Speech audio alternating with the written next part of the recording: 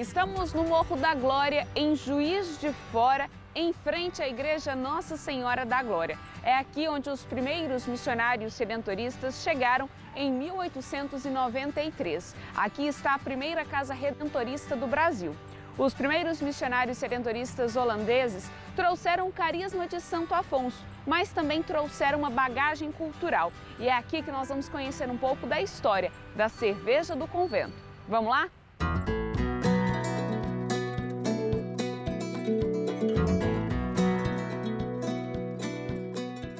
Para a gente entender um pouco dessa história da cerveja do convento, a gente vai conversar com o superior provincial da Unidade Redentorista do Rio de Janeiro, o missionário redentorista Padre Nelson. Que história é essa de cerveja dos holandeses, padre? Exato, olha, por incrível que pareça, muita gente apenas une a cerveja a algo ruim, ao alcoolismo, por exemplo, a dependência. Mas é bom a gente saber, Camila, que embora a cerveja tenha surgido há muitos anos com os sumérios ainda, mas na Idade Média ela teve assim um momento de muita intensidade nos mosteiros, ou seja, onde os monges moravam.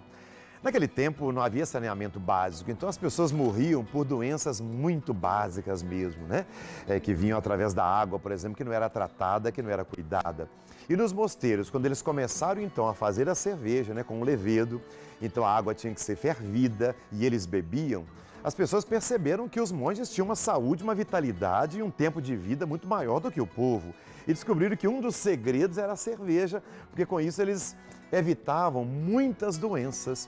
Ou seja, a cerveja veio então num momento como algo sanitário, né? Veio como para preservar a saúde e evitar doenças que a falta de higiene, por exemplo, trazia.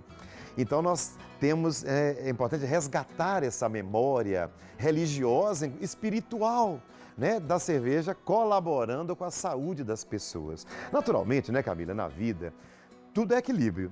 Tudo pode ser usado para o bem ou para o mal, dependendo da pessoa que vai usar. Mas em si, a cerveja tem um sentido muito bonito e muito ligado, inclusive, à vida religiosa. Padre Nelson, e a cerveja ela já fazia parte da bagagem cultural dos holandeses. Eles já tinham esse apreço pela cerveja também. Sim, inclusive há um dito de que tanto na Alemanha, na Holanda, quase uma marca de cerveja para cada dia do ano, né? Por uma questão do clima, inclusive. Há um costume muito grande, até hoje, né, nesses países bávaros, de consumir a cerveja. E naturalmente, vindo a evangelização para o Brasil, né, estamos na primeira casa redentorista do Brasil, eles trouxeram, junto com todo o potencial evangelizador, trouxeram também os costumes, né, que eram próprios deles. E um desses costumes foi, naturalmente, a cerveja, de forma que várias casas da nossa província tinham sempre uma fábrica de cerveja como marca, né, holandesa de ligação com a pátria, como marca de um prazer que eles tinham de tomar, de partilhar, e como marca também mesmo, mais uma vez aqui no Brasil também, desse cuidado sanitário de higiene com a própria saúde e a preservação da vida.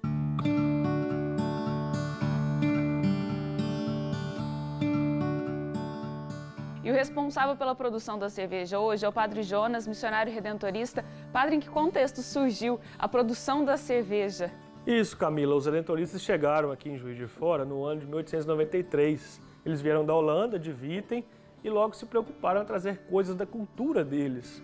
Preocuparam-se em formar os novos missionários redentoristas. Chegaram aqui onde hoje é o Morro da Glória, na época chamava-se Morro da Gratidão, a pedido do bispo de Mariana para evangelizar a região.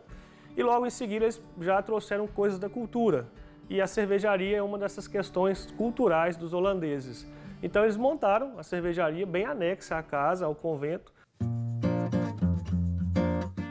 E assim, a receita da boa cerveja foi passada dos holandeses para os brasileiros. O ofício de cervejeiro cabia ao irmão. Enquanto os padres estavam cuidando dos sacramentos, o irmão era quem fazia os ofícios domésticos. E um dos ofícios era fazer a cerveja. Então o primeiro irmão passou os ofícios para os outros brasileiros. O último irmão que produziu já brasileiro foi o irmão Geraldo. A produção foi ininterruptamente até 1994, quando o irmão Geraldo cessou a produção e depois, em outros anos, nós demos continuidade. E agora não necessariamente tem que ser um irmão, um padre também. Agora a gente veio até você responsável pela produção. Isso, a gente, pela curiosidade, pela história, para não perder toda essa história, a gente foi se inteirando, fui me inteirando para continuar essa produção. Porque não é só uma cerveja, é uma história, é uma cultura que a gente resgata. E a gente até brinca, né? Fala aqui em Juiz de Fora que é a única cervejaria de convento que tem no Brasil, né? Com esses mecanismos artesanais próprios da época. A cervejaria, com seus mecanismos, é uma cervejaria centenária, né? Todos eles têm mais de 100 anos. E o Padre Jonas, além de ser o responsável pela produção da cerveja, é formador também. Então não é só esse trabalho aqui não. Além de ser padre, formador, tem tantos outros trabalhos dentro da congregação. Mas isso deve gerar muita curiosidade, né, das pessoas. Sim, as pessoas perguntam como que tipo de cerveja, como assim um padre produzir cerveja. É resgatar essa cultura, é tirar essa ideia da cerveja como algo totalmente popular, produzir uma cerveja melhor e que faz parte da nossa história, né?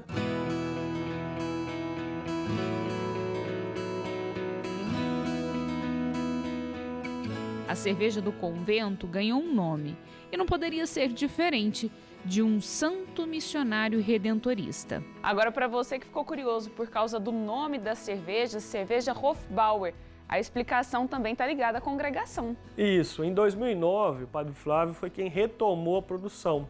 E nessa retomada, 2009, era o ano de canonização de São Clemente Maria Hofbauer, que é um santo redentorista austríaco. E a gente pensando em que nome colocar, nós quisemos homenagear, né, São Clemente por causa do ano dele e colocamos o nome Hofbauer. Então a cerveja se chama Cerveja Hofbauer, a cerveja do convento aqui da Glória. E aí a gente agora vai mostrar um pouquinho para vocês aí como é feita a produção dessa cerveja e a gente vai matar um pouco dessa curiosidade.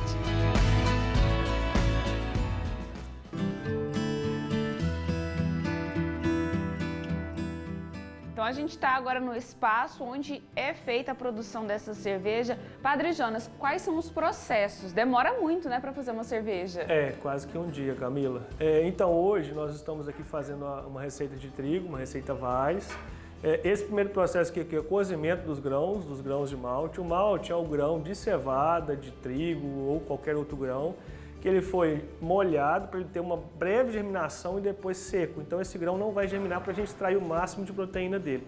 E aqui nessa panela de braçagem, de cozimento, a gente coloca os grãos para extrair deles o amido, o açúcar que a gente vai fazer a cerveja. Então esses grãos são cozidos por volta de 1 hora, 1 hora e meia mais ou menos, nas escalas de temperatura certinhas, que aí vai quebrando as cadeias de proteína. E depois então desse cozimento a gente extrai, né, aqui nessa panela de fervura, essa panela de cozimento, a gente tem um fundo falso, os grãos ficam ali e a gente extrai o líquido, que é o que a gente vai utilizar para fazer a cerveja Hofbauer. E depois disso? Então, depois disso, esse líquido vai cair nessa caixa, essa caixa vai ser bombeada lá para cima, o líquido da caixa, e lá vai acontecer a fervura do líquido, né? Do líquido que vai sair basicamente doce, quase que um chá. E a fervura fica também mais ou menos 1 hora, 1 hora e meia. A gente adiciona o lúpulo. O lúpulo é um grãozinho também que dá um sabor, um aroma. E aí depois dessa fervura a gente resfria, desce de novo a cerveja para fermentar e aí ficar 1 semana mais ou menos na fermentação. A gente fala que quem produz a cerveja, quem faz a cerveja é o próprio fermento. São os micro-organismos que vão consumir o açúcar que a gente extraiu dos grãos para poderem produzir gás carbônico e também um pouco de álcool. E o que dá o gosto diferenciado? Aqui são 3 rótulos que Isso, vocês a gente produzem. tem a receita da Weiss Beer, tem a Belgian Pale Ale e tem a Pilsen. O que diferencia são os tipos de malte. Na Weiss a gente põe o grão de trigo, na Pale Ale a gente põe o grão red, o grão avermelhado, torrado. Na Pilsen é um grão mais Pilsen mesmo. Então o que muda é os tipos de malte. O lúpulo também pode mudar e o fermento que a gente utiliza. Então as mudanças dos tipos de cerveja são basicamente malte, lúpulo e o fermento.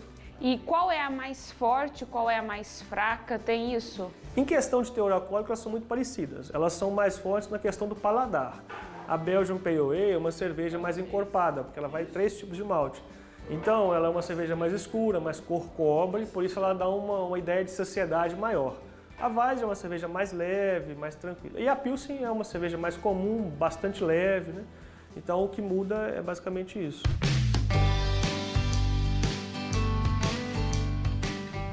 Todo o processo leva um dia para ser feito. Cada receita produz cerca de 1000 garrafas de meio litro. A cerveja, que era só para o consumo dos religiosos, passou a ter outra finalidade. a de colaborar com as obras sociais mantidas pela Igreja da Glória. E as pessoas que estão acompanhando a gente agora, onde que elas encontram essa cerveja para elas poderem comprar, adquirir, vender no seu estabelecimento? Então, Camila, como a gente está falando de uma cerveja artesanal, de uma produção interna do convento da Igreja da Glória, e por anos essa cerveja foi produzida internamente para o consumo interno dos padres da congregação, dos irmãos, hoje a gente coloca um pouco do excedente da produção à disposição. Então não é uma venda de prateleira, de mercado. A gente a gente coloca à disposição, a gente disponibiliza para as pessoas um pouco do que a gente produz para que elas possam também experimentar. E a retirada dessa cerveja que está à disposição é feita na biblioteca redentorista, caso a pessoa queira, a gente envia para alguns lugares, e o custo é justamente para beneficiar as obras sociais que nós temos. Aqui em Juiz de Fora a gente tem uma obra social, a Ademilton Fagundes, que atende mais ou menos 70, 80 crianças, e a gente quer, com o retorno da cerveja, poder também cobrir os gastos, as despesas com a obra social. Então a ideia é toda uma ideia social, né? A cerveja ser produzida, ser disponibilizada para as pessoas e, com o retorno, poder também ajudar a obra social que nós temos.